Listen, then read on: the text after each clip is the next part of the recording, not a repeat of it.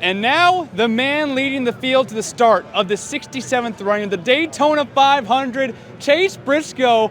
No, it's a pretty good way to kick off your season with Joe Gibbs Racing, new team, good resume, add to that resume a little bit here, but first Toyota ever on the pole of the Daytona 500.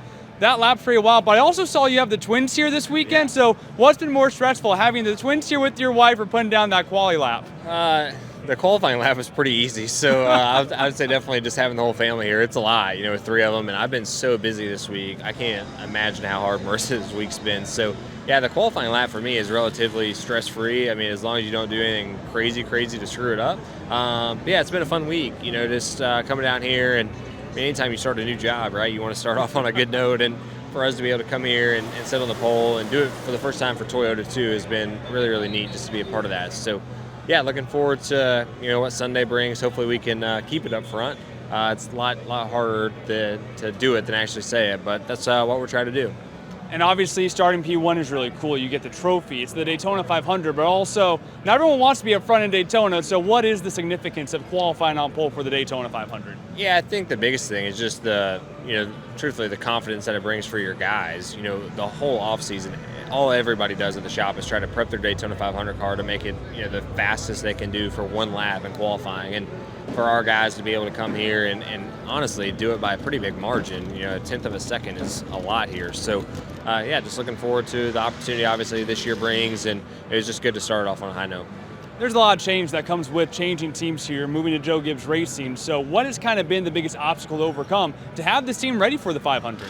Yeah, there's just a lot of things that, for me that I kind of forgot that you had to do. When you're at Stewart-Haas every single year, like your seats, all the interior stuff is just the same, right? Like where the switches are, like nothing moves, where now, I mean, it took us from literally the week after Phoenix, I went, I think that Wednesday, and did like my first seat fitting at JGR, and we just got done with it the week before Bowman Gray. So, I mean, it was a 2-month process just getting my seat where it was and where I wanted it.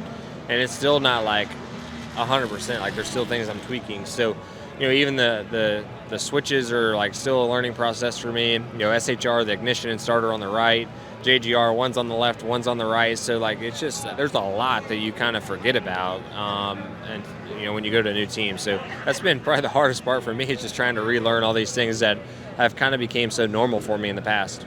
And now with your addition to Joe Gibbs Racing, this is quite the dirt racing program. Now, of course, Christopher Bell, he's one of the best on dirt right now. You have that heritage and you have wins under your belt. Ty Gibbs ran the Chili Bowl. He was at Fallujah the past week.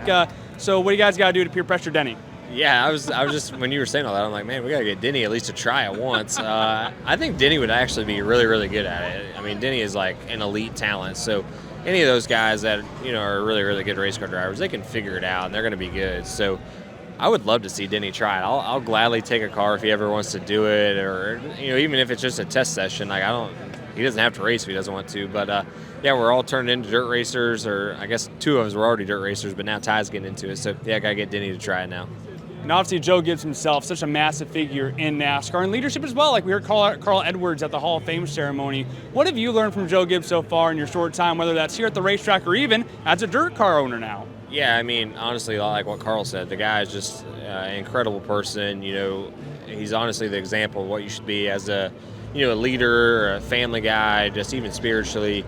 He's just incredible. And it's been really, really neat for me just to see in a very short time window, what makes Joe so successful, whether it's building a, championship winning race team or, building a football team that can win Super Bowls. You learn really, really quickly why Joe is so good. It's because he knows how to just work that human element and get the most out of people. And it's been neat for me to learn that and just see that, because from the outside you kind of think how it is, but once you get inside the walls, you learn really quickly why they're as successful as they are, and it all starts at the top of Joe.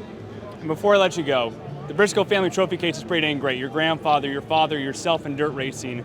What would a Harley J. Earl trophy mean to the Briscoe family trophy case? I mean, it would definitely be the best one in there for sure. I mean, that's a race that every race car driver in the world dreams of trying to win. So, yeah, I mean, the Harley J. Earl would definitely be the best trophy in there. It'd have like its own little area, I'm sure. But yeah, we're trying not to think too far ahead about it. But it's certainly going to be a special day on Sunday, regardless of the results. Just starting on the pole, doing all those things. But definitely, we want to win the race too. New team, same goal, shot at the Daytona 500 for Chase Briscoe in race number 1 with Joe Gibbs Racing.